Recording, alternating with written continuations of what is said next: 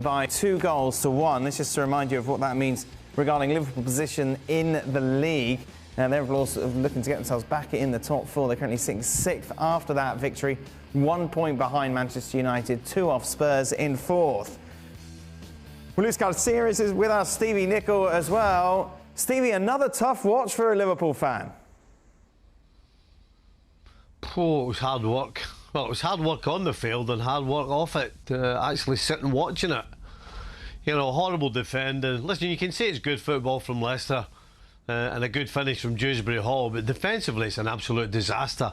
An absolute cavernous hole in the middle and the back. Van Dijk basically ball watching, because if he's watching what's going on around him, then he sees that Dewsbury Hall is coming late and should have stepped off.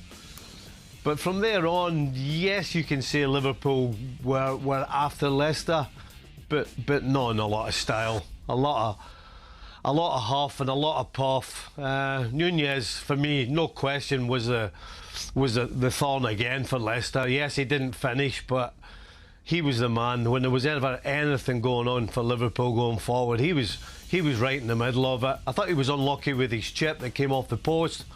I thought he did show composure there to actually dink it over the goalie, but he needn't have worried because Mr. Fast was there to finish it off.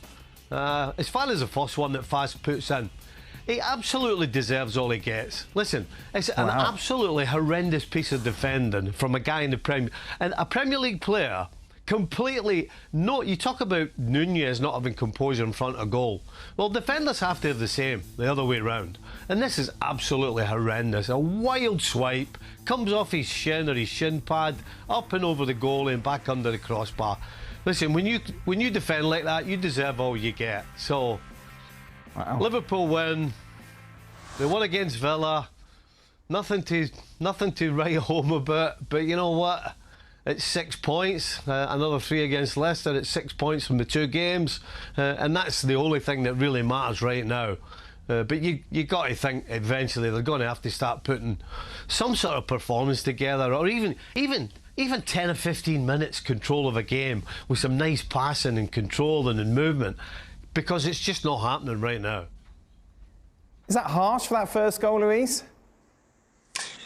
Yes, a little bit, yes. They were exposed. I think the first few minutes they were not into the game. I think the approach was a little bit soft.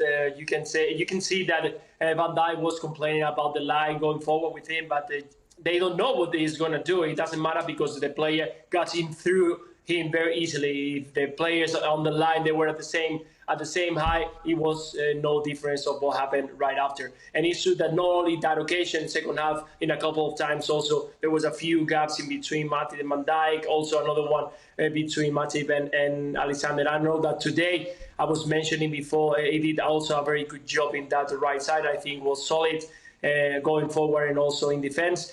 And about that, let me say that I like it. I enjoy watching him play today. Of course, everybody is asking for the finish, the end product. That's why Gakpo is arriving to Liverpool to show that, to bring that to the game, to add more goals from the midfield going forward. But today was unlucky because of the post, that chance goes forward, but also put a very good ball through the lines that no one saw. To allow Salah get into the box to go 1v1 with the keeper. And he didn't finish and no one said anything about it. So I think it was a good game, and it's about, at the moment, it's about getting points. We cannot complain about if they are well or not. Sometimes you need this kind of luck to get 3 points and make this momentum. Liverpool needs a momentum to try to get into the top 4. Don't forget, Wout Vaz had another one in the second half that wasn't an on-goal-esque. It was just kind of kicked it up in the air. Sort of not under any pressure with the ball over his shoulder. He had a little bit of pressure, but Liverpool player was 3 or 4 yards off him, and he scuffed it back towards his goalkeeper and it let Nunez in. I mean, his confidence is shot.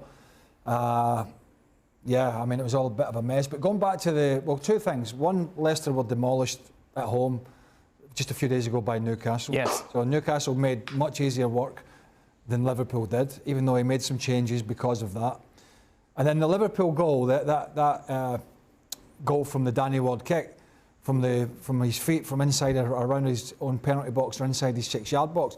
Once Trent Alexander-Arnold pushes on, and they've pushed everybody on, and Matip's almost in the right back position, And Henderson's trying to drop in, and Van Dijk's trying to shuffle across a little bit, as Stevie said, he's ball watching.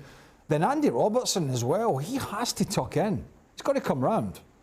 I mean, if he switches it over the other side of Robertson, they can get across. But he's almost 10 yards further forward than Van Dijk as well. So it was so lopsided. And I saw a start from somebody saying in 2022, I think Liverpool were either the top or joint top at losing goals in the first 5 minutes of games. Right.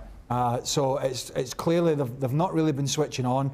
And the two games they've played, Villa, who I know Stevie and I talked about this game, who apart from their finishing played quite well, but they were abysmal in front of goal. Villa that was, and then Leicester today, final third again. If they were better, maybe Liverpool it would have cost them. So yeah, they're in a decent position to challenge for the top four. But I wouldn't say they're playing great. After scoring 2 own goals, Stevie, as a coach at half-time, would you be tempted to have taken face off? No, absolutely not. That's the last thing I would do. Absolutely the last thing I do. He's a guy that's right now probably one of the first names on the team sheet. With the injuries they have, particularly defensively. So, you know, you're putting your arm around him saying, look, hey, it's the way it goes.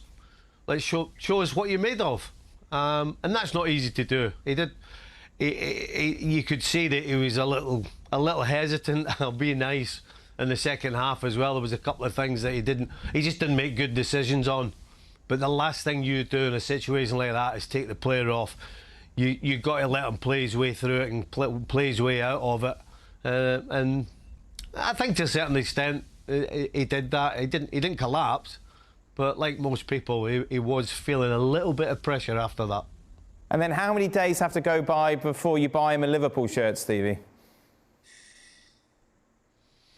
I would suggest the next time they're in training, somebody gets a replica ball and gives it to him and say, one more and you could have had this. Something like that. It'll just take the air out of... I actually asked my son at half-time, I said, if he scores another one, did they give him the ball? I don't think it's ever happened before. But I could walk in. Can you imagine he walked? Stevie, can you imagine he walked in the Leicester away dressing room with the ball? Scoring a hat-trick. All right, lads. Can you all sign this for me, boys? Can you sign this for me, lads? Aye.